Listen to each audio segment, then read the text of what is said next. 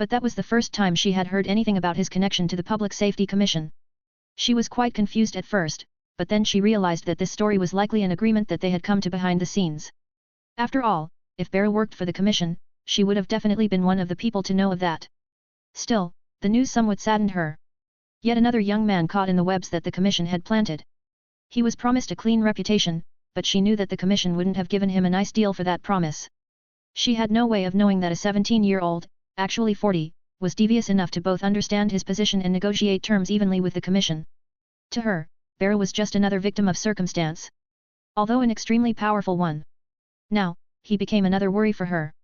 After all, she knew that the commission had no plans of letting her go. She knew that every step she took would prove dangerous to her if she was not careful. She didn't even know if she was going to be captured alive or not.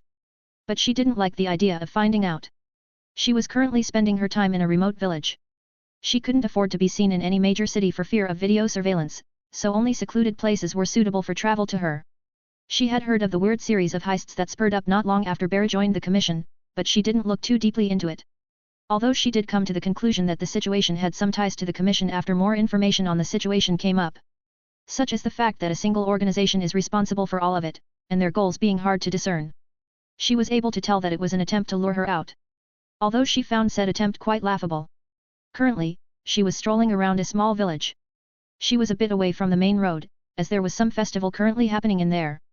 She didn't really wish to come to face with anyone and run the risk of them recognizing her. But she was quite unlucky today, for she ran into someone she didn't really expect to run into. A random silhouette walking around the forest right by her side. A tall mutant quirked individual, covered in a black exoskeleton, leaving marks into the soft soil with his claws with every step he took. This was no doubt Beru. The young man that had been part of the commission for a month or two at that point. Lady Nagant could only hope that Beru hadn't noticed her. Although, her hopes were shattered almost instantly. Oh, someone else is here? The insectoid looked straight at her with curiosity. The fugitive just gulped, her eyes widened in worry. How exactly was she supposed to escape from this man? He was far stronger than her, and they were basically in an open field where he didn't need to hold back at all. The trees might as well not have been there. She quickly brought her palm to her neck, sprouting a rifle out of her elbow and shooting Beru square in the chest. She didn't want to be caught, so she decided to be the one to act first. Quite a lot of dust was raised when her shot connected. She coughed a bit as she looked at where Beru was supposed to be. She could only slightly see his unmoving silhouette. Well, that was rude, Beru said as he waved his hand once, creating a shockwave only powerful enough to disperse all of the dust around them. It also made Lady Nagant take 2 steps back. She took another gulp of her own saliva as she saw that Beru was completely unharmed. He was looking at the bullet she had used curiously, he had caught it in between his fingers. By now, despair was somewhat etched into her features, and Beru finally noticed who he was looking at.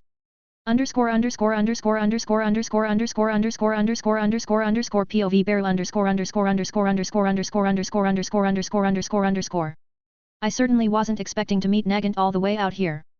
______________________________________________________________________________________________________________________How exactly did I end up near a village in the middle of nowhere? Well, that's a bit difficult to explain. I used my geographical skills to roam around in the air. But I ran into a bit of a complication. I was forced to come down after almost crashing into a plane, then I almost crashed into a flock of birds. I landed on the ground near that village, and I wanted to see what the deal with the festival was, so I started walking through the forest for a bit. Well, I could have just warped there, I had already seen the village from up high. But it's really been a long time since I've walked through a forest, so I figured it wouldn't hurt. I also ran into this woman out here. I thought she just got lost or something. But I guess she's actually just hiding in the area. Lady Nagant has been a curiosity of mine ever since the commission started talking about her to me. You can't really help it, a huge organization trying and failing to catch a single person for the better part of a year is really amusing. I was also curious about her personality. They say she shot the previous chairman unprovoked, but then they go on to explain how she was actually a hero and a loyal member of the commission. So yeah, I don't really buy much of the story the commission told me. You know, you don't have to panic all that much, right? I decided to speak out since this lady looks stressed out to the point of collapse. It's weird to have this effect on people. At this point, there isn't really any enemy of mine that acts any differently from her. Well, maybe some villains cry in fear or something, but that's not any better. Having people fear you is nice and all, but it's really tiring. It would be nice if she got over that fear so we can actually carry on a normal conversation. I can't really help it. It's been a good ride, but I guess they've finally found me. She just sighed and looked at the ground for a bit. I guess she's given up after seeing that her bullets are ineffective. What are you on about?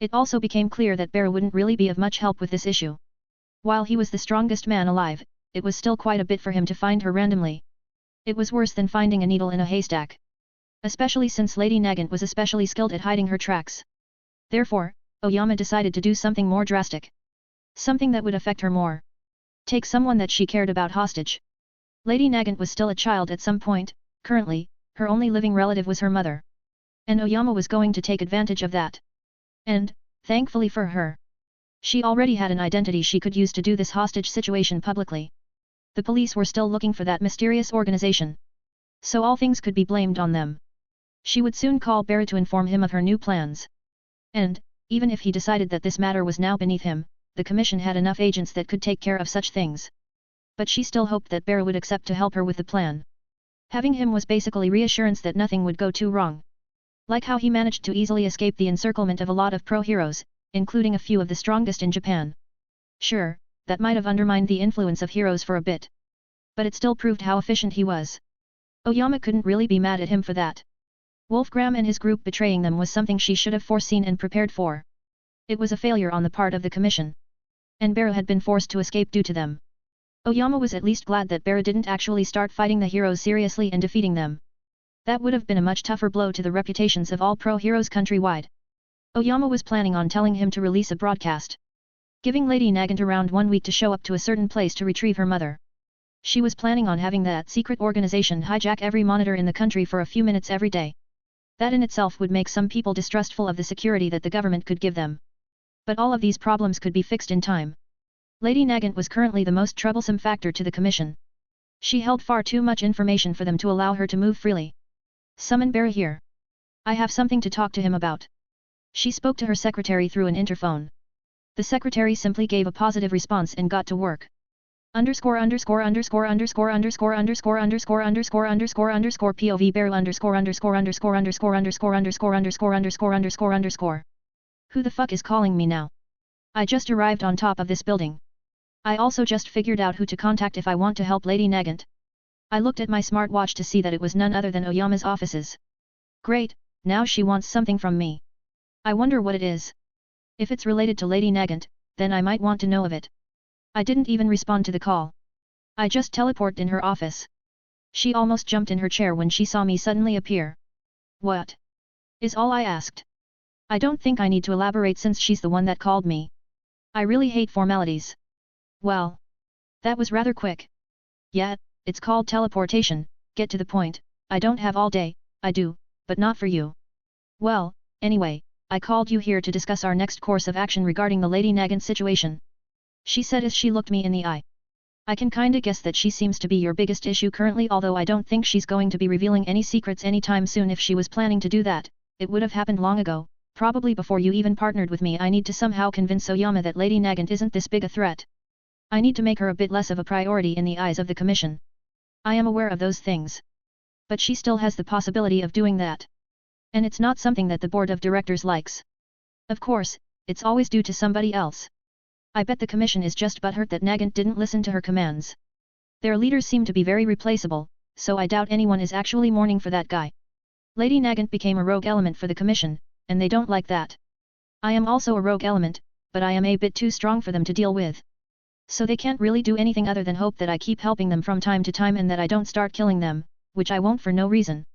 Okay, so what exactly is your plan? I need to know this if I want to help Lady Nagant. Knowing this organization, it's probably something morally dubious again.